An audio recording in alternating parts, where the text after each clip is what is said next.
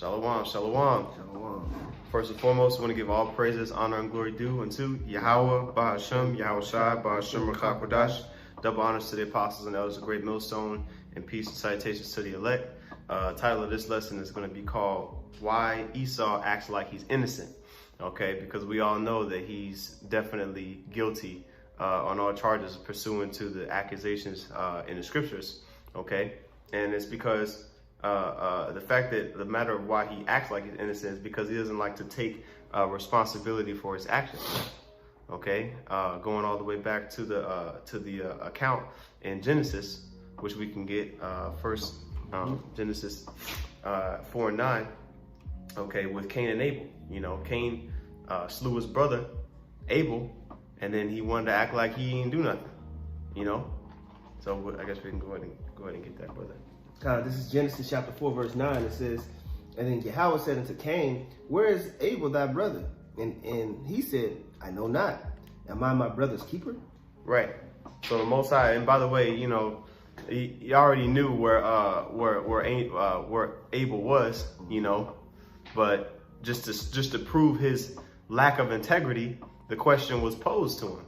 You know, hey, what happened to your brother?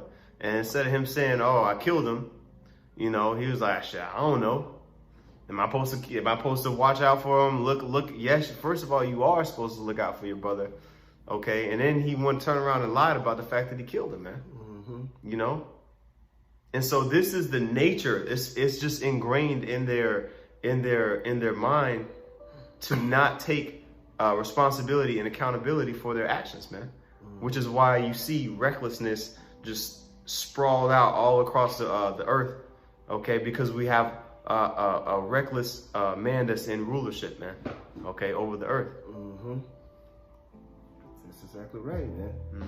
He constantly goes around. He messes up everything, the entire ecosystem, but then he puts his hands up as if he didn't know what the hell's going on, man. Yep. Looks around, pointing the finger at everybody else. You know. I guess we can get the next one in Proverbs 28. But I got this quick precept real quick. 1 John chapter 3, verse 11. It says, "For this is the message that ye heard from the beginning, that we should love one another." Okay, us brothers, you know, we show brotherly love towards one another. It says, verse 12, "Not as Cain, who was of that wicked one." Okay, because we understand that Cain is reincarnated into Esau, man. That same spirit that was on him, okay, is the spirit that was in Esau, man, in Genesis 25th chapter, which we know he's the father of the Edomites, okay, and we know who the Edomites are today, self-proclaimed white people, okay, so all of them have that mindset in them. Yep. It says, "Not as Cain, who was of that wicked one, and slew his brother. And wherefore slew he him? Because his own works were evil, and his brother's righteous." And does that not define the characteristic of the relationship between the Israelites and the Edomites, man? Okay, which we're telling you who they are today, and it's up to you to believe it, man. But you know, we're gonna have to put E in the title, because Esau flagging the videos now with Esau in the title, man. You know. But anyway, that's neither here nor there. You got that in Proverbs. This is Proverbs chapter 28, verse 13. "He that covereth his sins shall not prosper, but whoso confesseth and forsaketh them shall have mercy." Right, man. And we're confessing our sins, you know, to Yahweh Shem Yahshua. We're asking for forgiveness, okay?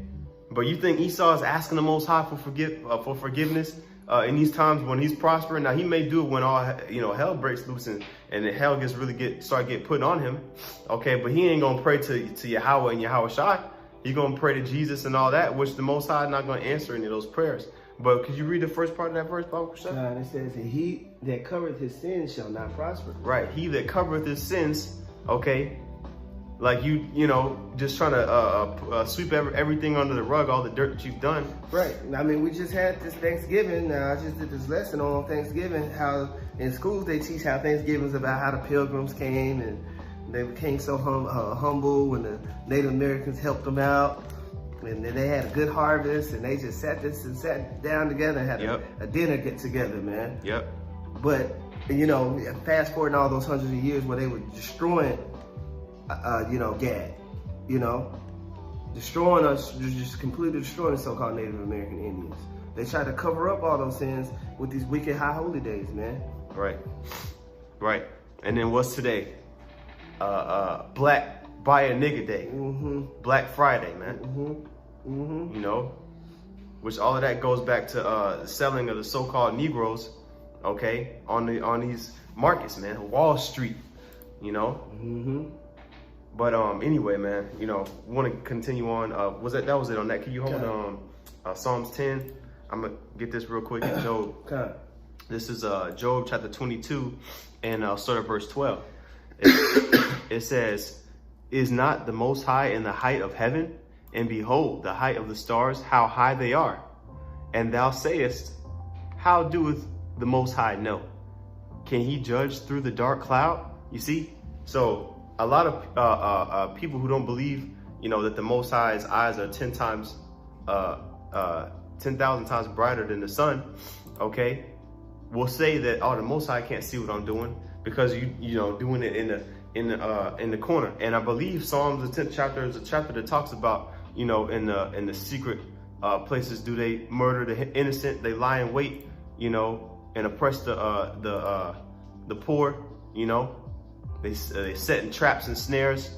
Okay, that's going into how the self-proclaimed white man is consistently putting up different traps for us to fall into, man. Okay, mentally and physically, man. That's right. Which a lot of our people are trapped in the snares of America, okay, of Babylon the Great, due to the fact that you have holidays like we just had yesterday, so-called, you know, holidays like we had yesterday with Thanksgiving, man. You know, which there's nothing wrong with, you know, getting, you know, with your family and, you know, just, you know what I mean, like congregating or anything like that in itself is not wicked, okay? But there should not be a day where the self-proclaimed white man gives you a day to where you can be off, to where, you know, now you can go and kick it with your family. No. It should not be that way, okay? But, you know, he's acting like he's innocent. He can get away with it. People really understood or even cared about the history of it, you know, which just turned into a Thanksgiving, you know, Thanksgiving little tip. But if people knew about the history of it, or even let's say Halloween or Christmas, then they, you know, the righteous of our people wouldn't partake in it, man, which is why you're seeing a lot of separation from the church, because you have heavy ties between the church and things like Christmas and Easter and things like that. Continuing on in Job 22 and 14, it says, "Thick clouds are a covering to him, that he seeth not, and he walketh in the circuit of heaven." See, so like I said, that's the sentiment of one who doesn't think that the Most High is looking at their wicked deeds, man. You got that in Psalms 10? This is Psalms chapter 10, verse 13. It says, "Wherefore doeth the wicked contempt the Most High? He had said in his heart, thou wilt not require it." Right. So why is it? Can we get that word contempt too, by the way? Contempt. Yeah, because the wicked man is gonna basically fight and strive against the Most High, man. Okay. And when it comes down to it, there's no justifying yourself. Okay, as far as a wicked man, what's that word? That word there? Despise, abhor. Yeah, it means to spurn, despise, abhor. To scorn, to blaspheme. You know, provoke. Yeah, man. Yeah, so that's the same sentiment that Cain had in the garden when he was asked, "Where's your brother? Am I my brother's keeper?" Coming back with a snide remark, if you will. Why? Because he doesn't want to take responsibility, man.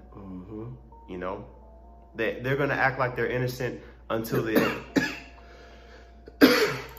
I guess we can go back to that verse and read it again. It says, 13. Verse 13, "Wherefore doeth the wicked contemn the Most High? He has said in his heart, thou wilt not require it. Yeah, so he said, look, the Most High is not going to judge me according to my works. I can get away with this.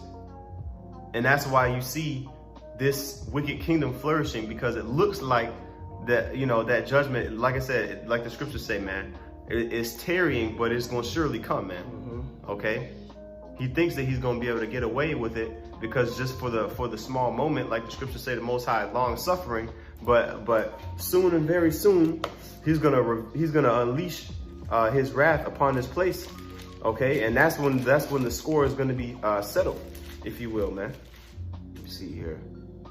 Yeah, this is Nahum chapter 1 and 2. It says, the Most High is jealous, and Yahweh revengeth. Yahweh revengeth and is furious.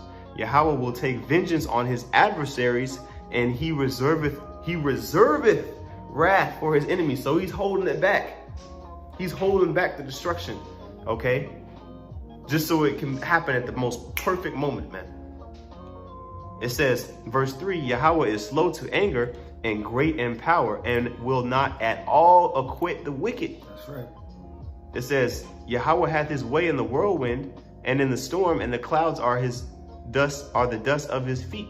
Okay? Which that's the chariots, man. When Yahweh Bashem Yahushua returns in them chariots, he's gonna have his way, okay, with you Edomites. Go ahead, bro. I have a quick recap. This is Sirach chapter 9, verse 11. It says, envy not the glory of a sinner, for thou knowest not of what shall be his end. Okay? And so, you know, Esau thinks he's just getting away with all this BS and madness, man. And, you know, Jake looks at Esau, specifically the nigger woman, and all the things that he has, and they're envious of all of the things that Esau has, to where they want to join hand in hand with him. You saw that with Martin Luther King and that BS movement all the way up till now, man. But little do they know that the Most High has judgment for this man. Right. Okay, everything has to play out over a duration of time. Okay? Delight not in the thing that the ungodly have pleasure in, but remember that they shall not go unpunished until their grave. And that's exactly what the brothers are going into, man. You know, the judgment of Yahweh Bashem Yahushua is going to go out on you damn Edomites, man. Hey, it's not something that can be slowed down or prevented. Like, what is that? Smith in the Matrix said to Neo, it's inevitable. Okay? Because it's written already in the scriptures, man. That's why we're so confident in it, because we know if the Lord prescribed it to be written, then it's going to go down. And if you weren't holding anything else, brother, we can get Wisdom of Solomon 5 and 14. Let me just read that one in. This is Wisdom of Solomon, chapter 5, verse 14. It says, for the hope of the ungodly is like the dust that is blown away with the wind. Yeah, so you don't have no stronghold. You don't have any firmness here, man. Okay, it may look like it with all your skyscrapers and your excellent military might, but when all the host of heaven is revealed and it's going to be shown to destroy the armies that Esau has set up, your hope is going to be poof. Like Thanos when he snapped his fingers and half the universe turned into dust. That's what's going to happen to your hope, man. It's going to be non-existent. Is there more in there, bro? For the hope of the ungodly is like the dust that is blown away with the wind, like a thin froth that is driven away with the storm, like as the smoke which is dispersed here and there with a tempest, and passes away as a remembrance of a guest that tarrieth but a day. Right, man. So 4 examples of stuff that is not stationary. You know what I mean? Here for a little bit and gone. That's it. And when we understand that in its fullness, how can we fear you devils, man? You know, how can we fear, like the scriptures say, what can man do unto me? You know, in the book of Psalms. How can we fear that, man? Knowing that the Most High is a man of his word, and that he's gonna make you as a memory, man. It's gonna be, you're gonna be a past tense. You know? Quick precept. Job 20:4 says, knowest thou not this of old, since man was placed upon earth, that the triumphing of the wicked is short, and the joy of the hypocrite but for a moment? So it's, you know, the joy of the hypocrite is only going, you know, it seems like a long time to us, but you got to realize, you know, this has been a short time that Esau's been in rulership here in Babylon the Great. It says, though his excellency mount up to the heavens and his head reach into the clouds, yet he shall perish forever like his own dung. Which that, you know, perish forever, that links up with Obadiah. Okay, because the judgment of Esau was he's going to be done away with forever.